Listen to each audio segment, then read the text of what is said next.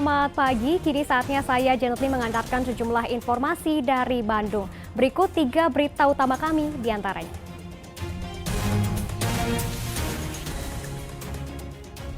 Hingga 22 Februari, mayoritas perajin tahu tempe di Jawa Barat masih mogok produksi menyikapi kenaikan harga kedelai.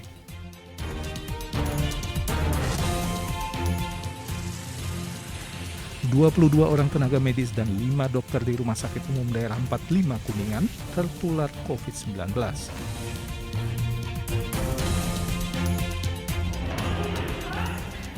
Ratusan warga kota Cimahi rela antre berdesakan untuk membeli minyak goreng sesuai dengan harga eceran tertinggi yang telah ditetapkan oleh pemerintah.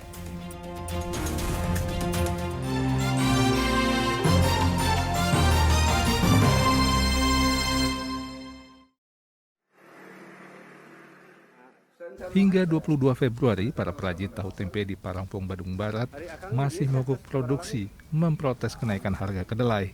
17 orang karyawan terpaksa diliburkan sehingga perajin merugi. Ya kasihan juga Pak sama yang kerja. Saya kan karyawan 17 orang, berarti otomatis kan nggak kerja, nggak ada penghasilan Pak. Masing-masing 5 pengrajin gitu, masing-masing pengrajin punya karyawan Pak, otomatis semua istirahat.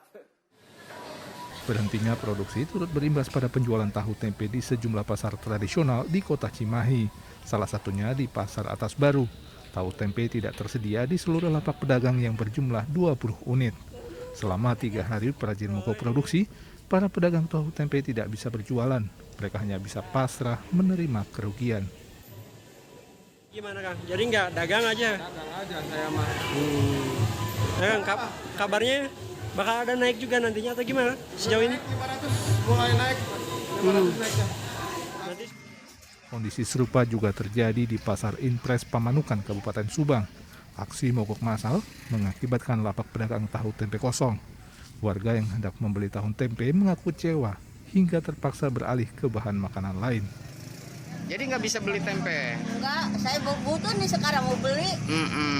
Itu barang nggak ada. Yang dagang nggak ada juga? Nggak ada, pada kosong. Jadi gimana dong? Ya udah pulang lagi. Baik, harapannya Bu sebagai pembeli apa sih Bu? Ya kita kan orang jualan. Banyak yang nanya masalah tempe lah, tahu. Cuman barangnya nggak ada, gimana?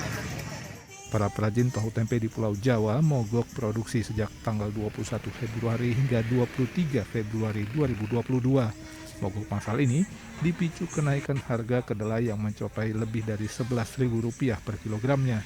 Mereka berharap pemerintah segera menurunkan harga kedelai agar mereka tidak bangkrut. Zainal Arifin dan Muhammad Abbas melaporkan dari Kabupaten Subang dan Bandung Barat.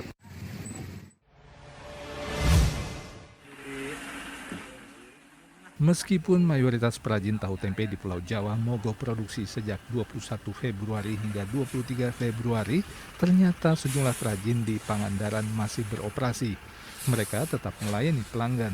Selain itu, mereka juga memikirkan nasib para pekerja. Jika tidak bekerja, maka tidak ada penghasilan. Produksi tahu tetap berjalan untuk dikirim ke pasar dan pelanggan, walaupun mereka juga mendukung aksi mogok massal.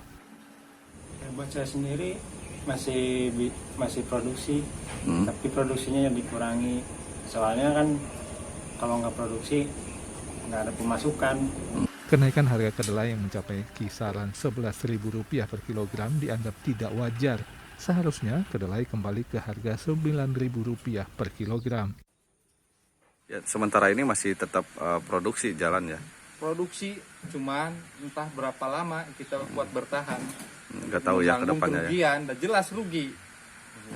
Per hari berapa kintal Paling produksi? Biasa normal 1,5 kintal biasa normal.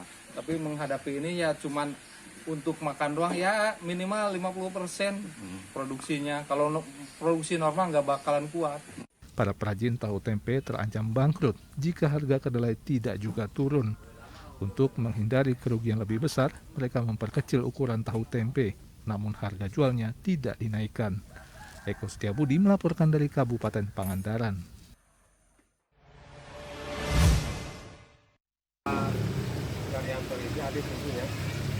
Dampak aksi mogok produksi para perajin tahu tempe sejak tanggal 21 Februari, banyak lapak pedagang tahu tempe di Purwakarta kosong. Namun sebagian pedagang kupat tahu masih berjualan. Pepen Effendi misalnya, pedagang kupat tahu di perempatan Jalan Kemuning, Kelurahan Nagiri Kaler. Pepen mengaku tetap berjualan sejak kemarin meski tahu tempe di Purwakarta sulit ditemukan. Pepen rupanya sudah menyimpan stok tahu agar bisa tetap berjualan saat para perajin tahu tempe mogok pasal. Pepen juga belum menaikkan harga jual kupat tahu kepada pelanggan. Udah ramai mau mogok. Jadi nyetok dulu. Makanya saya dulu nyetok untuk 2 hari. Untuk 2 hari. Tapi untuk hari besok ke depan saya nggak bisa jualan. Oh gitu. Adapun yang barusan nawarin harga tahunya mahal, jadi saya nggak mau. Nyampe berapa Pak dari biasanya Pak? Ya naiknya terlalu tinggi lah, dari harga 500 sampai ke 700. Untuk satuannya? Sayangnya Pepen tidak bisa berjualan jika mogok para perajin tahu tempe masih terjadi hingga hari Rabu.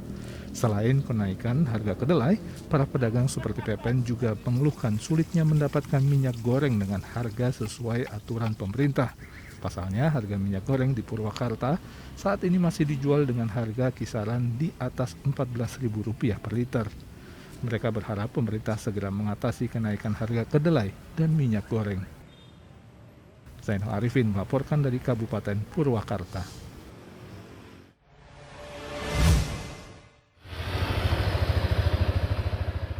Sejumlah sekolah di kota Tasikmalaya ditutup untuk sementara menyusul beberapa murid dan guru yang terpapar COVID-19. Aktivitas belajar mengajar kini dilakukan secara daring. Salah satu sekolah yang terpaksa kembali belajar daring adalah SMP Negeri 1 Kota Tasikmalaya. Belajar daring merupakan kedua kalinya selama Februari 2022. Meskipun hanya 3 pelajar yang dilaporkan tertular COVID-19, belajar daring tetap dilaksanakan agar penularan tidak meluas. Bahkan banyak murid lainnya mengaku mengalami gejala demam dan batuk.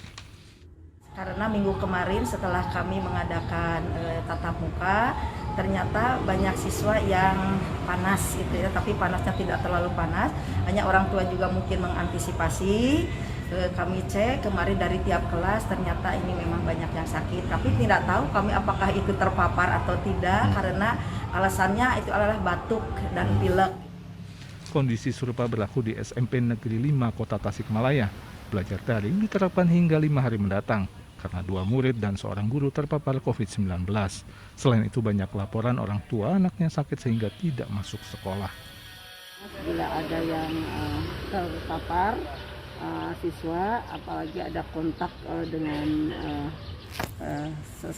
siswa yang lainnya, diizinkan untuk mengambil langkah melaksanakan perubahan sistem tatap muka menjadi PJJ lagi. Belajar daring sudah 2 kali diberlakukan di SMP Negeri 5 Kota Tasikmalaya selama bulan Februari 2022. Eko Setiabudi melaporkan dari Kota Tasikmalaya.